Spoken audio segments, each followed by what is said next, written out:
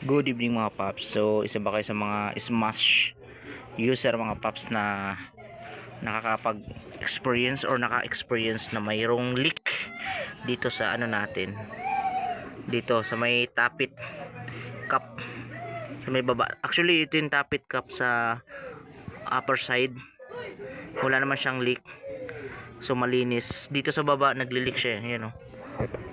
Ayan, kung napapansin natin, di ba mayroon, yun o, nagbabasa. Sa kabilang side naman basa. So mamaya mga paps, pakita ko sa inyo kung anong nangyari dito, bakit may leak. Ayan, so actually bumili ako ng o-ring. So ito yung o-ring mga paps, yan o, pang Smash to. Yan, Suzuki. So genuine nakalagay, tapit o-ring. Mamaya ilagay natin, titingnan natin kung paano ilagay, no. Ayan, bubuksan ko muna ito mga paps. Ito yun, dalawang bolt lang naman bubuksan mo ito, itong sa baba at saka ito sa taas. Tignan mo, ayan o, ayan o, medyo basa ng langis. So update ko kay mamaya mga paps pag natanggal ko na.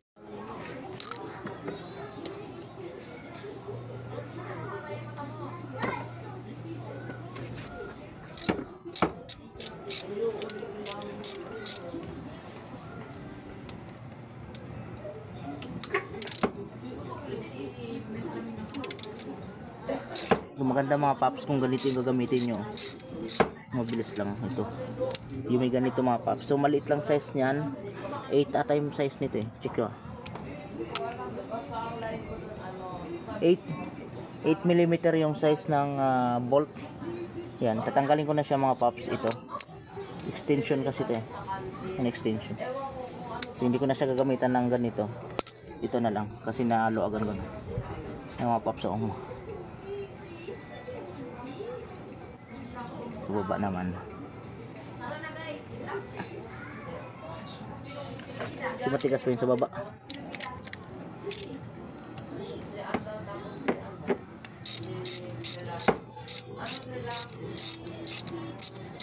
Smooth ah.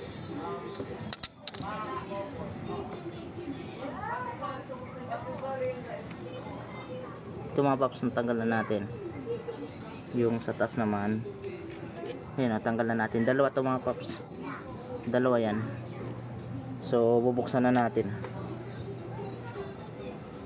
So meron siyang langis, mga paps na konti. Tapos meron ako ditong pamunas para punasan tong nasa baba, tapon. So naiwan yung o-ring. Ito yung o-ring mga paps, oh. Wala na, malapad na. So wala na siyang, hindi na siya ano mga paps, hindi na siya pwede ilagay kasi nga ano na. So ito mga paps, ito mayroon siyang langis, you know. Punasan natin yan.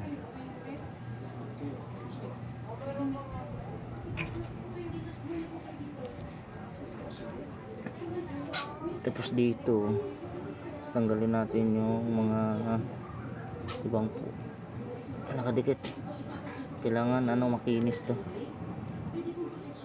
para pagdikit natin mamaya na mayroon ng o-ring na bago, walang sasayad na kahit ano.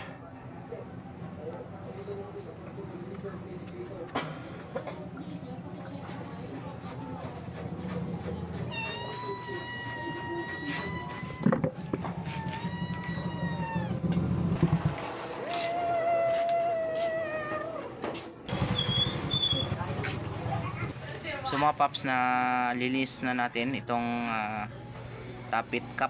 Yan. So wala na siyang o-ring, malinis na rin, wala nang langis. So ang next natin ilagay na natin yung bagong o-ring mga paps. Tingnan natin kung swak talaga dito. Yan, malinis. Yung likod medyo madumi lang ng konti. Mamaya linisin din natin ito mga paps para malaman natin bukas kung mayroon pang leak yung tapit natin. So sana sakto yung nabili natin. Let's go mga paps, tingnan natin kung sakto. So ito yung o-ring na nabili ko.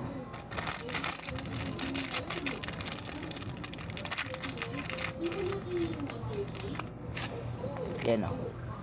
So check natin kung kasya dito.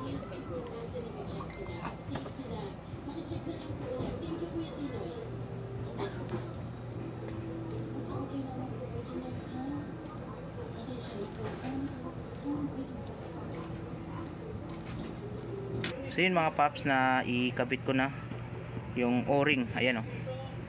So kung makikita natin, yan. So pag tinignan natin yan dito, tinignan natin yung side, itong side na yan, kailangan makikita natin o lutang yung parang goma. Ayan o. Diba lutang yung goma. Yung kanina kasi malapad na siya eh. So pag nilagay mo dito sa may lagay ng o-ring mga paps, dyan sa lagay ng o-ring, ano na siya, baon na, wala ka na mahawakan na guma. So ito yung bago natin.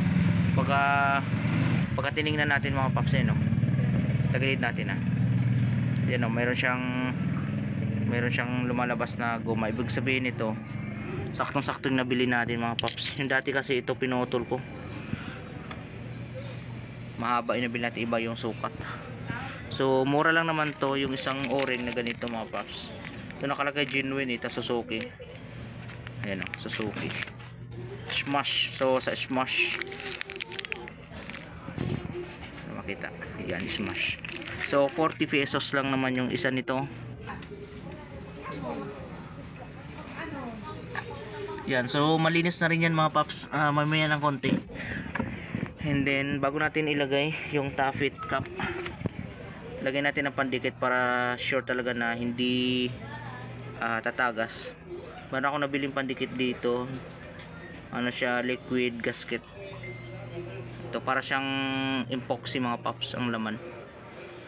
So liquid gasket mga paps, konti lang ilagay natin kasi lapat na lapat naman yung o-ring. Tapos mamaya i-check natin pagka nailagay na natin mga paps. So yun lang mga paps, sa mga naka-smash dyan na nakaranas ng ganito, yung nagli-leak yung sa ilalim, you know, yung makikita natin mga paps, merong, diba, may mga langis-langis nangitim. So ibig sabihin galing yan dun sa may tappet cap na lumabas yung langis. Kaya check natin mamaya kung mayroon pang lalabas. Update ko na lang kay mamaya mga paps. So mga paps, ilagay na natin. Ayan, so meron siyang bolt na dalawa, ilagay na natin to. So make sure mga paps, yung nakalagay na up, ito, tignan mo, meron siyang up dito, kailangan nakaganyan din yan. Yan, sa taas din yan.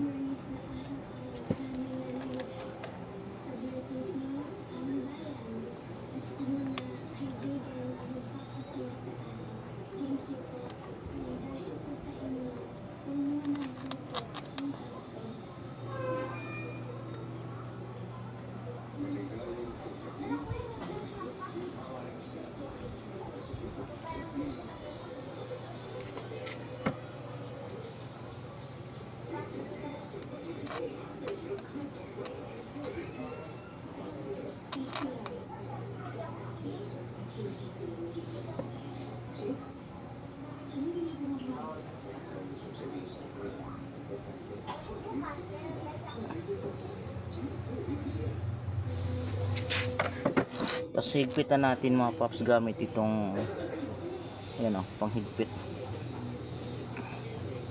Ilalagay na natin dito.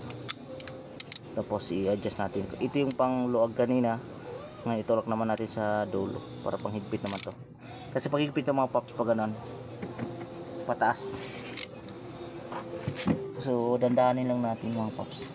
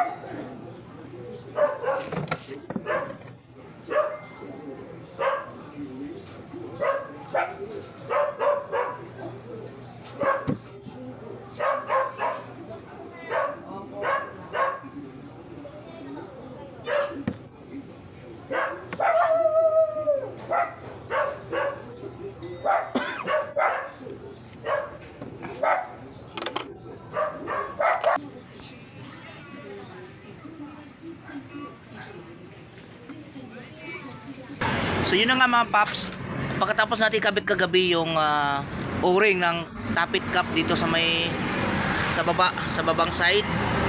So chinik na natin kung may tagas talaga dahil bago na yung o-ring. So binahay ko na to nasa 40 kilometers ngayong umaga. Pagdating ko dito mga paps ay nakikita natin wala nang leak. Ayan o.